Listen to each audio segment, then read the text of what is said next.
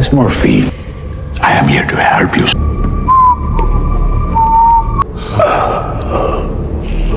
Setelah disiksa habis-habisan, Zondi dikembalikan ke sel yang kini dipisahkan dari yang lain. Angel sempat menghampiri dan menanyakan keadaannya, namun Zondi kini sudah tidak lagi percaya bahwa Brandon akan menyelamatkan mereka. Baginya, Brandon hanyalah seorang prajurit, bukan seorang pemimpin, sehingga ia tak akan pernah datang. Meski begitu, Angel dan Lorenzo tetap yakin mereka akan diselamatkan.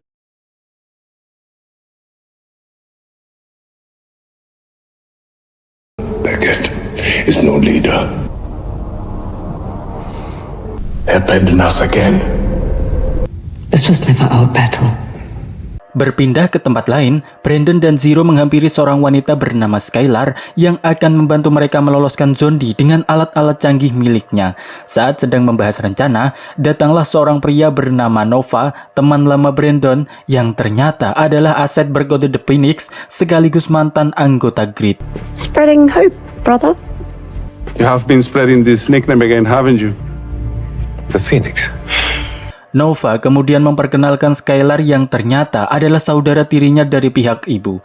Di tengah candaan mereka, Devon datang menyuruh semuanya bergegas karena waktu sudah semakin mepet. I don't share genes with Roman the Repulsive. Brother? Oh yeah, Skylar is my sister. I am sure everyone's got catching up to do. Nova kemudian menceritakan kondisi Costa Verde setelah insiden mereka di mana terjadi kesenjangan kaya miskin yang sangat fatal. Roman berhasil menguasai wilayah itu setelah ayahnya dihabisi, kemudian mengambil alih segalanya dan menutup perbatasan dengan dalih menjaga keamanan negara yang padahal justru membuat infrastrukturnya hancur berantakan. And for that to happen, he needs a war.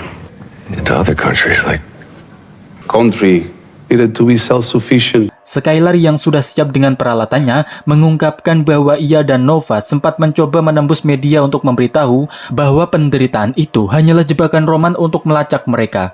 Namun di saat yang sama, Skylar justru menerima kabar bahwa John Dee dan teman-temannya akan segera dieksekusi besok pagi. This just came in. Oh, bollocks.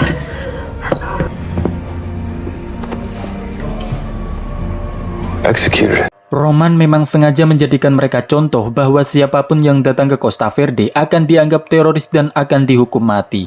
Masalahnya, kubu Brandon sudah kehilangan banyak orang dan sumber daya, sementara pusat penahanan Roman berada di tengah kota yang mustahil ditembus tanpa mengorbankan sebagian besar pemberontak. Oleh karena itu, Brandon dan Zero memutuskan untuk turun tangan sendiri. This is Angel and Zondi we're talking about, no? Without getting most of our people killed. I respect your choice. Saat Nova hendak pergi, Zero sempat memanggilnya untuk mengucapkan terima kasih karena telah datang. Namun Nova malah mengingatkan mereka agar tidak membahayakan diri demi negara hanya karena ego Brandon dan Zero semata. The plans for my country. Malam harinya ketika Zero hendak ke tempat latihan, mendapati Nova sedang berolahraga sendirian karena mengira sudah tak ada orang. Zero pun dibuat kagum melihat kondisi tubuh Nova yang tetap bugar, mesti sudah pernah ditembak hingga 4 kali. Sehingga pantas saja orang-orang menjulukinya sebagai The Phoenix. Lost so many others. Brandon and I can't give up. Being part of your team. Di sana Nova memuji kegigihan Brandon dan Zero yang tak mau menyerah, lalu kemudian mengungkit salah satu anggota Grid bernama Yuki. Ternyata Yuki yang dijuluki Lady Death itu adalah eksekutor yang dulu menghabisi ayah Nova, namun anehnya dia tetap diterima sebagai bagian dari tim. And you just welcome her? Zero. She saved my life. Have you ever contemplated that? Nova sangat marah karena menganggap itu sangat tidak adil baginya, sebab keluarganya dibantai oleh Yuki, dan menurutnya bila saja dulu Yuki tidak menarik pelatuk, keadaan tidak akan pernah menjadi serumit ini. Meski Zero berdalih bahwa Yuki juga telah menyelamatkan banyak nyawa, Nova tetap tidak bisa menerimanya. Apalagi Zero selalu datang sebagai pahlawan di setiap tugas, lalu pergi begitu saja tanpa pernah menghadapi akibatnya.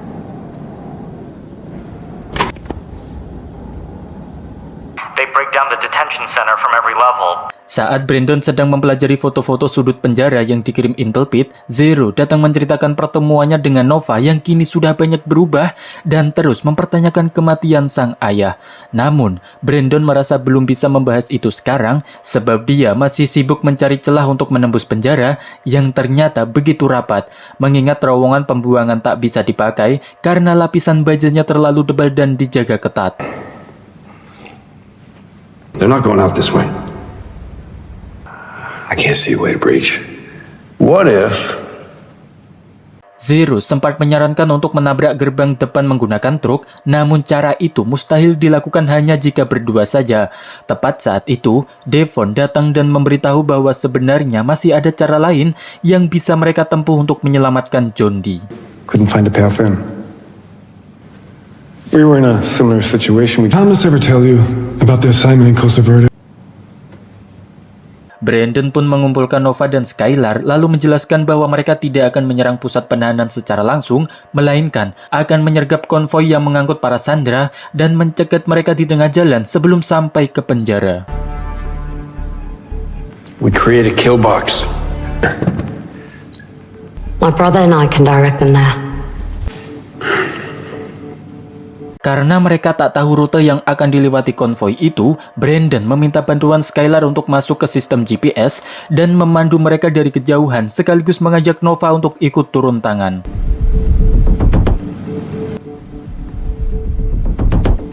But only you and I. And only from here. Thank you. Ketika sedang mempersiapkan senjata, Devon datang membawa Thomas, sehingga kini Brandon dan Zero tak lagi berjuang berdua saja. Skylar pun membagikan pelacak GPS kepada mereka sambil mengingatkan bahwa ia tidak bisa melacak siapapun yang kehilangan alat itu. We lose you. GPS tracker, don't lose it. We'll be coming in hot. Maybe it's time to upgrade. And Frost, you're on extraction. Now most likely... Keesokan paginya, Brandon menghampiri Thomas yang sedang menikmati matahari terbit. Ia meminta maaf karena telah menyeret ayahnya ikut ke dalam masalah ini dan tak habis pikir bagaimana satu kota kecil saja bisa menimbulkan kekacauan sebesar ini. Just not there. I was death. Shit. All that lost time. Di sisi lain, Katrina sempat memohon kepada Zero agar diizinkan ikut membantu karena merasa berhutang budi pada John Dee yang dulu pernah menyelamatkannya. Namun Zero memintanya untuk tetap tinggal sebab menurutnya ini bukanlah saat yang tepat baginya untuk bertarung. You stay here, you help these people get ready. There has to be something I can do. There is. Your time to fight will come, Katrina. Berpindah ke hari pelaksanaan, John Dee dan kawan-kawannya mulai diantarkan menuju ke tempat eksekusi. Nova dan Skylar yang sudah memantau pergerakan langsung mengabarkan bahwa rombongan itu telah berangkat, lalu mencari plat nomor mobil terdepan agar mereka tidak kehilangan jejak.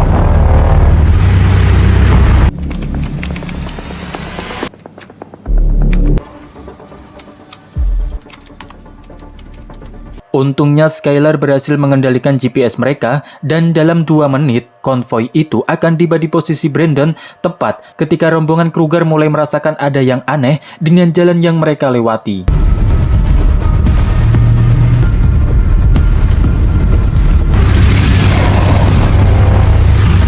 Watch one here. One, make the call. Brandon dan timnya berhasil membuat rombongan itu kewalahan, sampai-sampai Kruger terpaksa menghubungi anak buahnya untuk meminta bantuan. Kruger kemudian menyuruh para sandera turun dari mobil untuk mencari tempat aman. What the hell is going on? Americans have got us pinned down. Everybody out, now!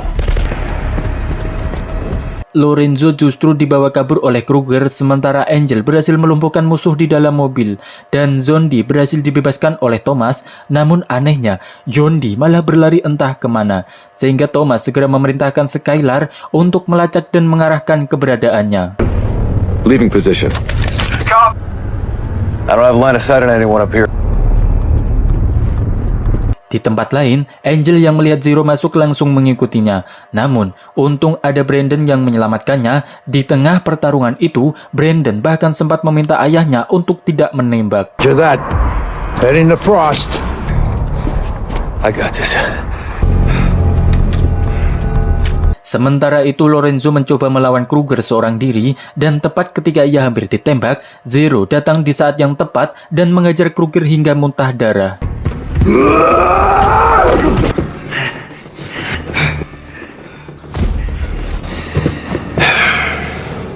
Di sana Kruger yang murka justru berbalik membuat Zero terpendal. Beruntung di saat penting itu, Lorenzo yang masih dalam keadaan terborgol bangkit kembali dan meninju Kruger. Meski pada akhirnya Lorenzo kalah karena tangannya terikat, setidaknya Zero masih bisa berdiri tegak.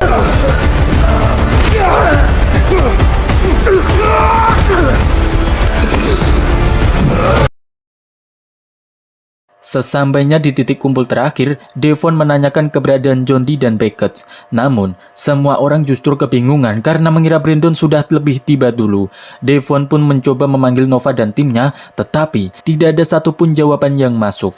You copy? Where's Andy and the Beckett's? Either of you have tracking on the Beckett's GPS? Di tempat terpisah, Brandon menghubungi Nova untuk menanyakan jalan keluar, namun suaranya sama sekali tidak terdengar. Beruntung, sebuah mobil datang menghampirinya yang ternyata membawa ayahnya dan John Dee. Brendan and your boy Zondi on our way over. Our evac's on the south side of town. Oh, good. Sementara itu, Nova dan Skylar yang kehilangan komunikasi dengan tim Brandon dibuat sangat kepanikan.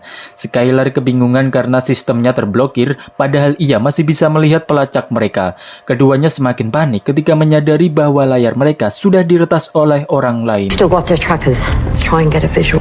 I can't find what's blocking our signal. Brandon yang mulai merasakan ada yang aneh dengan John Dee pun menanyakan di mana titik kumpul mereka. Namun ternyata John Dee justru membawa kedua Beckett ke sebuah jalan buntu di mana John Dee telah berkhianat.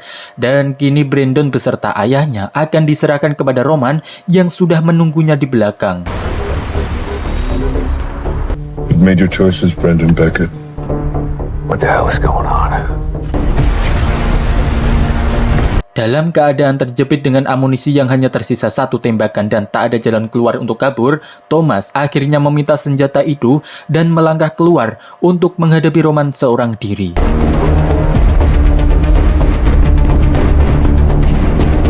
Brandon. Sebelum maju, Thomas sempat berkata kepada Brandon bahwa putranya itu adalah hal terbaik yang pernah ia miliki. Kemudian memintanya untuk tetap kuat. Thomas kemudian menembakkan peluru terakhir itu ke arah Roman. Namun sayangnya hanya menggores sedikit lehernya, dan tepat ketika Roman balik menodong senjatanya,